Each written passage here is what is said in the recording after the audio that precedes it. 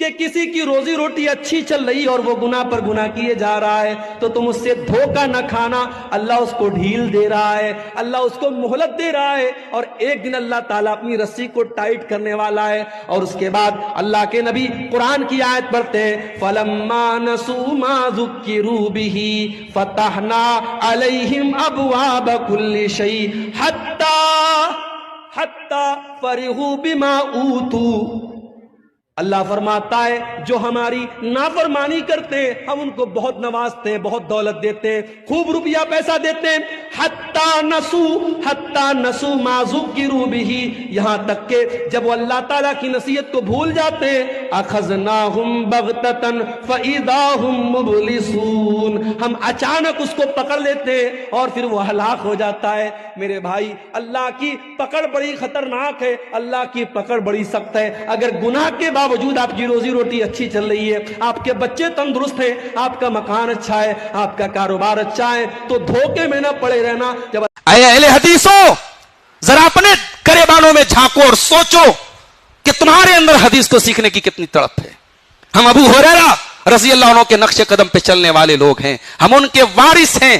صرف نام کے اہل حدیث نہ بنو, کام کے اہل حدیث بنو. ہر اہل حدیث کے گھر میں مختصر سی صحیح حدیث کی ایک کتاب ہونی چاہیے. اہل حدیث کا بچہ کچھ حدیثوں کو یاد کرے ہو, ایسا ماحول بناؤ کہ ہمارے بچوں کو بھی حدیثیں یاد ہو, ہمارے گھر کی عورتوں کو بھی حدیثیں یاد ہو. حدیث کو سیکھنے کی, حدیث کو یاد کرنے کی تڑپ بھی ہمارے اندر ہونی چاہیے.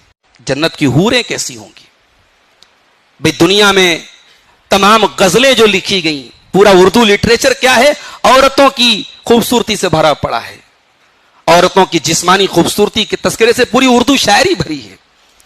لیکن جنت کی حوروں کے بارے میں قرآن نے بس اشارے کیے ہیں, اور یہ اشارے اتنے خوبصورت ہیں کہ ہم اس میں تصور کر سکتے ہیں کہ جنت کی حوریں کتنی خوبصورت ہوں گی. اللہ نے فرمایا وَزَوَّجْنَاهُمْ بِحُورٍ عِينٍ, ہم جنتیوں کی شادی حور عین سے کریں گے. حور عین کا مطلب کیا ہوتا ہے؟ حور عین کا مطلب ہوتا ہے خوبصورت آنکھوں والی. دنیا میں آنکھوں کی خوبصورتی کے جتنے پیمانے ہیں سب یہاں ختم ہیں. اس سے خوبصورت کوئی آنکھ نہیں ہو سکتی. دنیا میں ایک نسوانی حسن کی جب بات کی جاتی ہے تو سب سے پہلے آنکھوں کی بات کی جاتی ہے. اسی لیے اللہ تعالیٰ نے حوروں کا جب ذکر کیا تو پہلے جنت کی حوریں کیسی ہوں گی. تو یہ جو فطرہ ہوتا ہے یہ کب دینا ہے؟ بولو بھائی, عید کی نماز کے پہلے دینا ہے یا بعد میں دینا ہے؟ پہلے دینا ہے.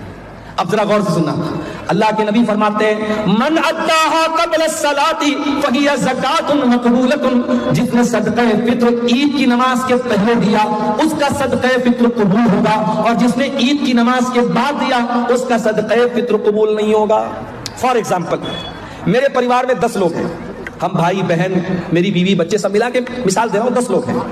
اب مان لو 2.5 کلو مجھے اناج دینا ہے صدقہ فطر میں.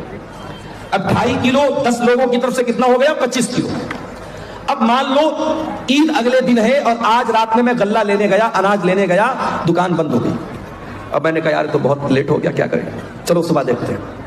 صبح فجر کی نماز پڑھی, عیدگاہ گیا, عید کی نماز پڑھی.